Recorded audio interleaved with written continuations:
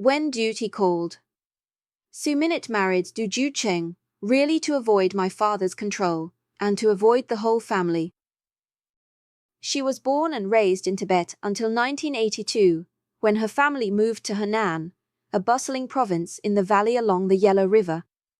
She had just finished high school and found work in a fertilizer factory, where most of her female colleagues, including those younger than 20, already had husbands.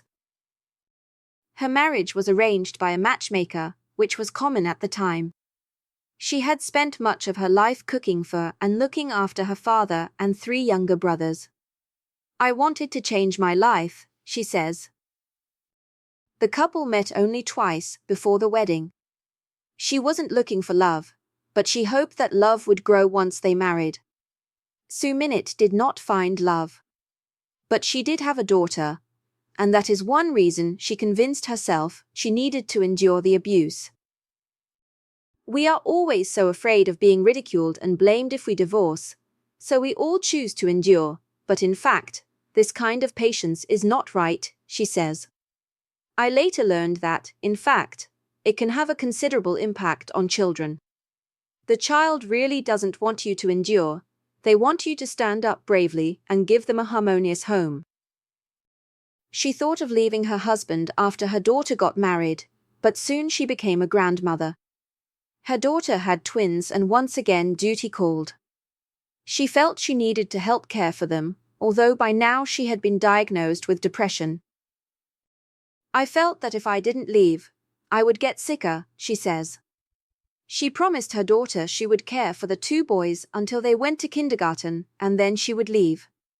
The spark of inspiration for her escape came in 2019 while flicking through social media. She found a video about someone traveling while living in their van.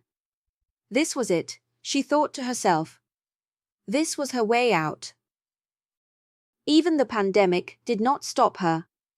In September 2020, she drove away from her marital home in Jingju, and she barely looked back as she made her way through 20 Chinese provinces and more than 400 cities. It's a decision that has certainly resonated with women in China. To her millions of followers, Suminit offers comfort and hope. We women are not just someone's wife or mother. Let's live for ourselves, wrote one follower. Many of them are mothers who share their own struggles.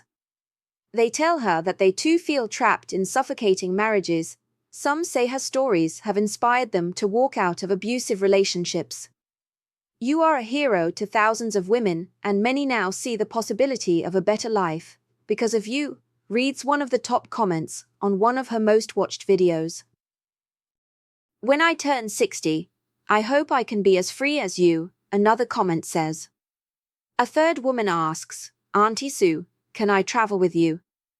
I'll cover all the expenses. I just want to take a trip with you. I feel so trapped and depressed in my current life.